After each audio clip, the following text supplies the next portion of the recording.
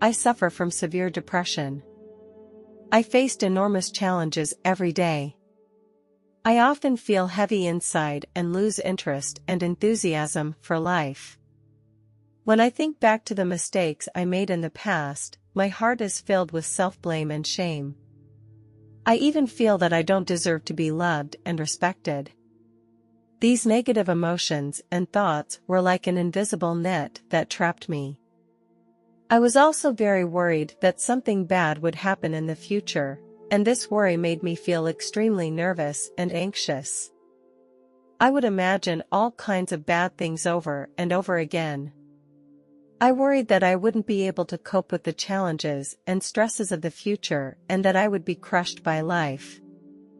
This fear and worry made me feel very helpless, as if I had lost control of my life. I often asked God, why did He abandon me? I didn't know why I was in such a predicament. I prayed to God often. I hoped that He would hear my heart and help me out of my pain, but none of my prayers seemed to be answered. It was as if I had been abandoned. I asked myself, why doesn't God answer my prayers? Don't I deserve to be loved and saved? My ex-husband and I have been divorced for 2 years now, and I have custody of my son. My ex-husband did not do his part either. He did not pay the support on time. My financial situation is getting worse and worse. This has made every aspect of my life more difficult. I had to cover all of my son's expenses by myself. I often felt desperate internally because I didn't know how to solve this problem. I tried to find a better job to improve my income, but my abilities were limited and I had a hard time finding a job that suited me. In such an environment, my mental condition gradually deteriorated. These emotions in turn further affected my work and life. Since God had no way to help me, I would end it all by myself. One night, my son was already asleep. I went to the living room and took all the sleeping pills in the house. Then I lay down on the couch. After a while, I felt myself fall off the couch. I fell into a red cave. It was very eerie, and there were strange creatures everywhere. I didn't know what to do. I could only stand frozen in place. These strange creatures were approaching me. They looked very scary. The skin of these creatures showed an unnatural color. Their eyes were very large and their mouths showed sharp teeth. I started to run away, but these creatures kept running after me. When I was caught by the demons, I fought desperately, but there were just too many of them. They dragged me deeper into a cave. Finally, I was put into a cage. I could see the demons outside torturing the others. Some were hanging in the air, their bodies tightly bound by chains. The demon kept beating these people with a whip, and each whipping was accompanied by their screams. Some other people were tied to iron bars, and under their feet was a huge furnace. I could feel the heat of the furnace fire and hear their screams. The demons looked very cruel, and they seemed to enjoy the pain of these people. I didn't know how to help these people. I knew that if I went near them, I would probably be tortured in the same way. When the demons suddenly appeared in front of my cage, I felt a strong wave of fear. I knew they were going to start torturing me. The demons dragged me out in a rough way, and I was thrown on the ground.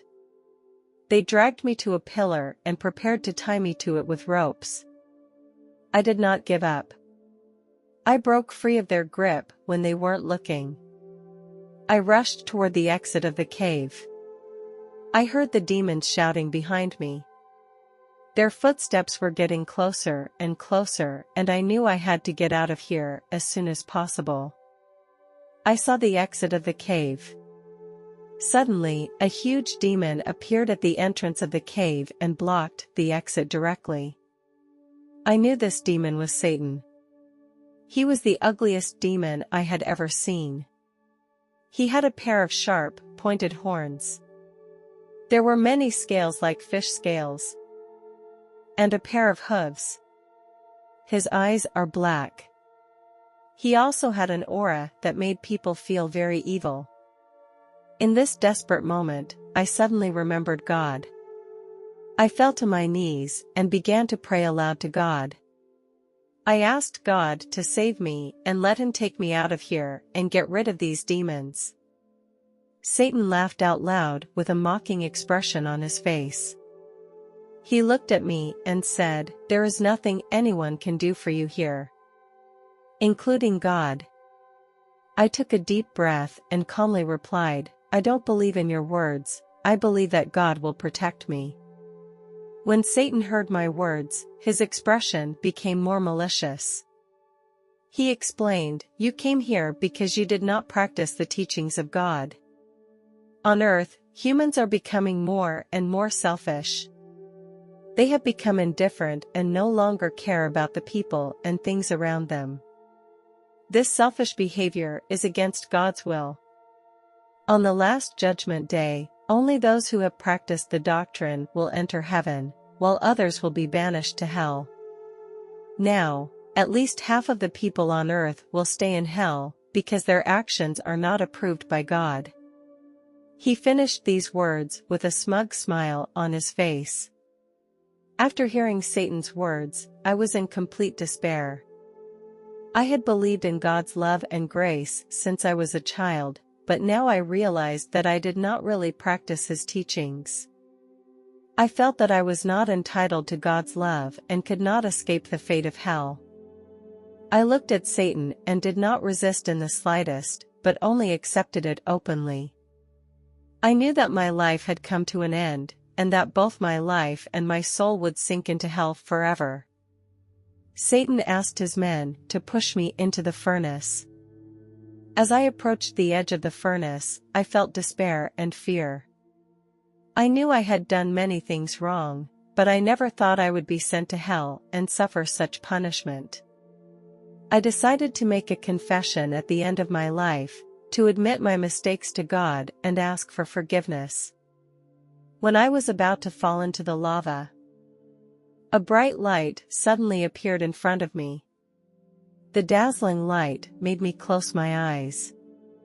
When I reopened my eyes, I found myself being pulled by a huge hand and flying away from this place. This hand felt very warm.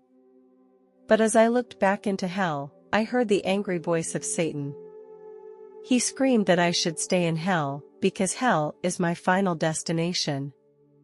However, I didn't pay any attention to her words. I knew I had been forgiven by God, and that was what I really longed for. I was transported into a void. Surrounded by pure white, it brought me peace, and I also felt a strong wave of love. In front of me, a tall silhouette of a human form appeared. I knew that he was God. He stood there with an air of majesty and holiness. Although I could not see his face clearly, I could feel his love. I knelt before God because I knew I had sinned. I did not dare to look him in the face, but I knew he could hear my confession. I thanked him for taking me out of hell and giving me the opportunity to start a new life under his shelter. My confession was filled with sincerity and gratitude because I knew I had finally achieved true salvation. He said to me, "Anyone can make mistakes, son. You have accepted your sins and repented, and I will forgive you." God turned toward a white door, and he reached out to me to follow him. We passed through the white door and came into an open field. I saw white clouds all around me and a soft meadow at my feet. I looked at this sacred place with gratitude and awe in my heart. God and I had a long talk here. What struck me was the following conversation. I asked God, "Is it true what Satan says? That half of the people on earth will go to hell?" God hesitated for a moment, then whispered, "Satan is a liar, and she is just trying to make you believe these words." However, I cannot completely deny these statements, because many people have made mistakes and lost their way. Hell exists, but not everyone will go to hell. People's own actions determine their destiny. If they consistently pursue truth and goodness in their lives, they will be accepted into heaven instead of being banished to hell. I do not want to let anyone out of my arms, but human beings have free will and they decide their own destiny. I love all people, including those who have made mistakes. My love is unconditional and I will always guide them as long as they return to the right path. I want all people to be saved if they are willing to accept my love and forgiveness. After hearing God's words, the doubts inside me were finally answered. I knew that God never wanted his children to go to destruction. He has always guided us, even though we sometimes get lost in the pursuit of materialism and power. Finally, God told me it was time to get back to reality. He reminded me to take care of my children and to persevere when things get tough. He said that although he couldn't change things, he would always be there for me. These words brought me infinite strength and confidence. My soul began to plummet and it was as if I had entered a dark vortex. Then, I found myself back on the couch in the living room. I felt a great thirst in my throat, so I walked to the kitchen and poured a glass of water to drink. I felt a pang of nausea in my stomach. I hastily bent over and vomited up most of the undigested sleeping pills in one gulp. My hands were still sweating and my heart was still beating wildly as I walked to my son's bedroom. I knew how foolish and selfish my actions had been. I almost cost my son his mother. I gently pushed the door open. He woke up to the sound of the door opening. He rubbed his sleepy eyes and called out for his mom. I felt my heart melt instantly, tears welled up in my eyes, and I took a deep breath, feeling like I had regained my life. I walked towards him and hugged him tenderly, feeling the warmth of his body heat. I knew this was the second chance God had given me. At this moment, I understood the preciousness of life and the mercy of God. I remembered God's words, to help others to the best of my ability. And I vowed to do my best to help those who needed me. I am an extreme sports enthusiast who loves surfing and paragliding. I have always dreamed of reaching a real paragliding paradise and enjoying the beauty and excitement there. In 2016, my dream finally came true when I arrived in Nepal. The country is known for its stunning paragliding terrain, so I was really looking forward to this trip. Nepal has magnificent natural landscapes and some of the highest mountains in the world. After a day of rest, I was ready to go to the paragliding base to complete my challenge.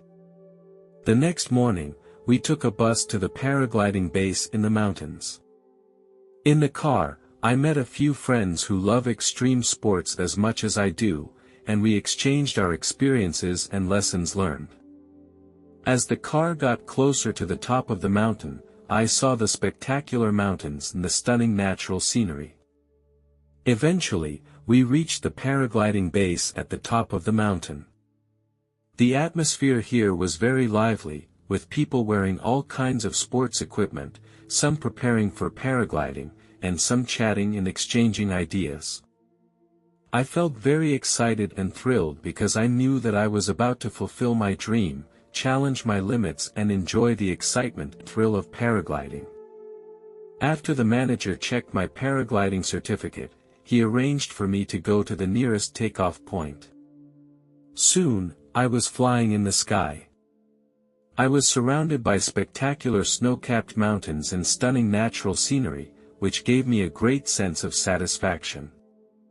During my flight, I suddenly felt an undercurrent hit me, which made my paraglider start to become uncontrollable.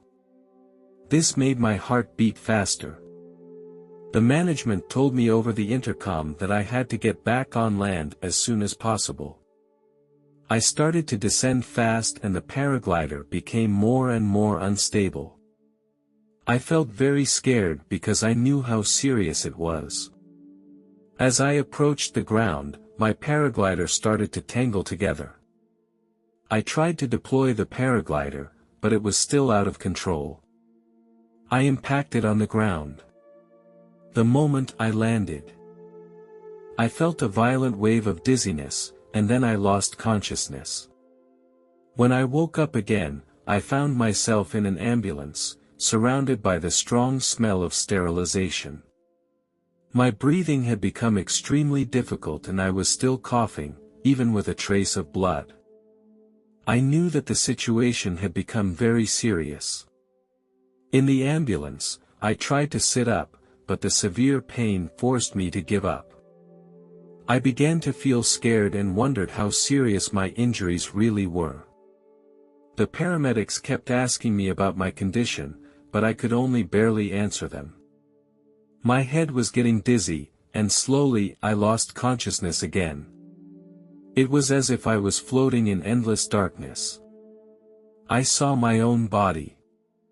It was lying in the ambulance, its body trembling violently, as if it was under some great pressure.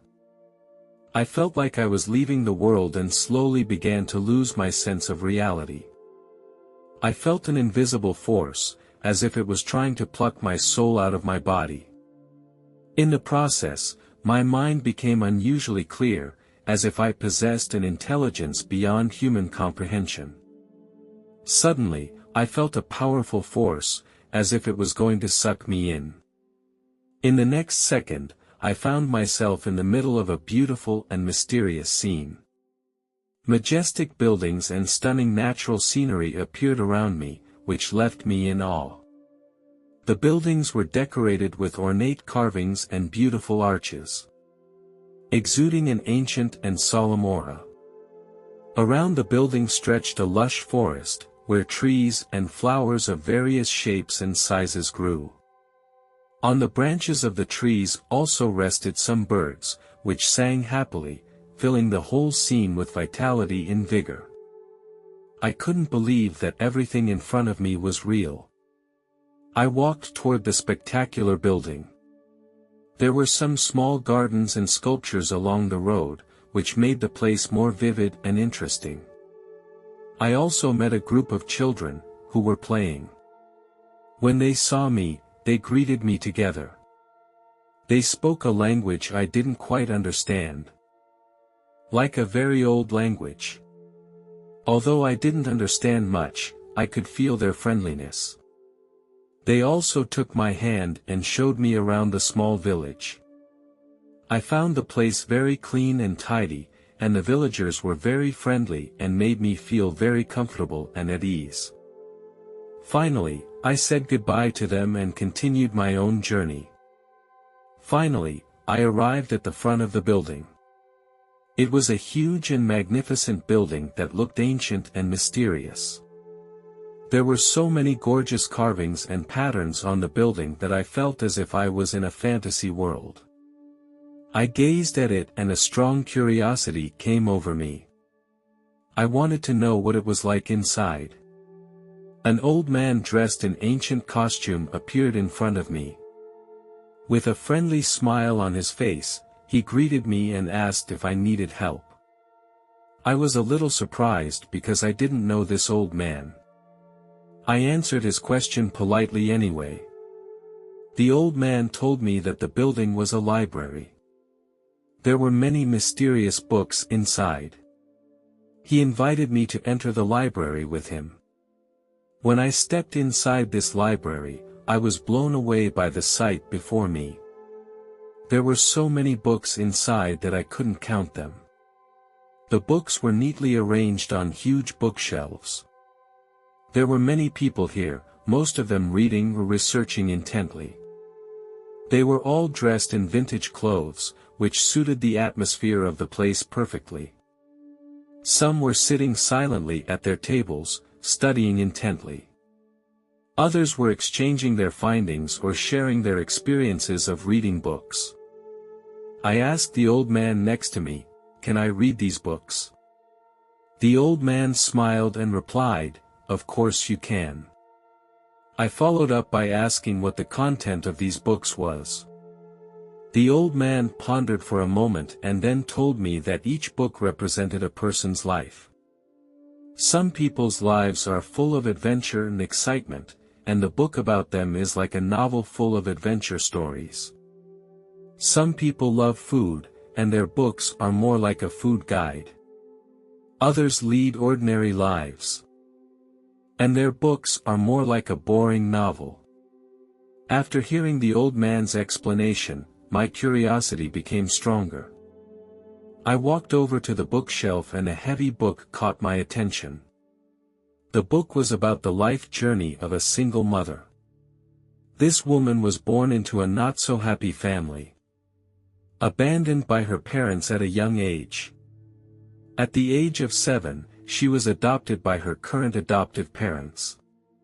The love of her adoptive parents made her feel the warmth of a family again. She studied hard as a child and won a scholarship. In college, she met her first boyfriend and they were in love for 2 years. But eventually, the relationship broke up due to discord, leaving the girl very sad. In order to escape the pain, she began to smoke and drink, and this state of life lasted for a long time. When she was 26, she met a colleague at work, and the two fell in love and got married. Soon, they welcomed their children and the woman began to enjoy the happiness of a family. But when she was 30, her husband fell in love with another woman, which eventually led to their divorce. The woman completely lost faith in love and began to become withdrawn and apathetic. However, she did not give up on life. She put more energy into her career and her children. She lived a happy life in her later years. She died at the age of 81. She became strong after experiencing adversity and appreciated her life more. Although it did not work out in her relationship, she was a very qualified mother. I was very emotional when I finished reading this book. This woman has gone through so many trials and tribulations in her life, but she has learned from each adversity and made herself stronger. This book gave me a lot of insight. I realized that in life, we need to face setbacks bravely and that every setback is an opportunity to grow. As I read this book, I felt like I was in the world of that single mother, experiencing her life together with her. Each experience touched my heart deeply. When I read that she was abandoned by her parents, I felt her helplessness and loneliness. When she felt the warmth of her family again, I also felt a warm current rushing into my heart. This feeling made me feel very wonderful, as if I really became the woman in the book, going through all the emotions and experiences with her. I was attracted to the other book on my left. Because compared to the other book, this book is very thin. The boy was born in a bad family. His father was a very irritable man who often beat him and his mother. This made the boy eccentric and withdrawn from childhood. He was not good at socializing and always stayed in a corner by himself. The boy came out to work early, but it was hard for him to fit in with the team because he would not deal with the people around him. He always did things alone and did not communicate with others, which made his colleagues think he was strange. As time went on, the boy's work performance became worse and worse, and he became more and more depressed. He became addicted to banned substances, which became his only support. He felt he could no longer stand the feeling of loneliness and helplessness. So, he ended his life at the age of 26. After reading this story, my heart aches for this boy. He had a very unhappy upbringing and family, suffering violence and beatings from his father, which made him withdrawn and poorly socialized. Everyone's life is different, and therefore everyone's book will be different. This book will be forever in the library of heaven for all to study and learn from. What is in these books depends entirely on each person's experience and choices. We should be brave enough to do what we want to do and not leave ourselves with regrets. There are so many things in this world that are worth exploring and experiencing. If we don't try, we may miss a lot of wonderful things. Let's cherish every opportunity to make our lives more interesting and fulfilling.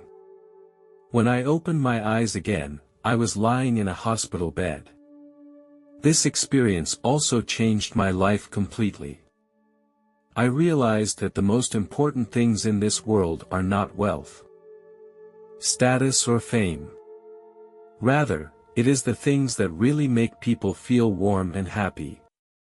These are the things that we should pursue the most. I know what I want to do, what direction I want to move in, and to become a more life-loving person.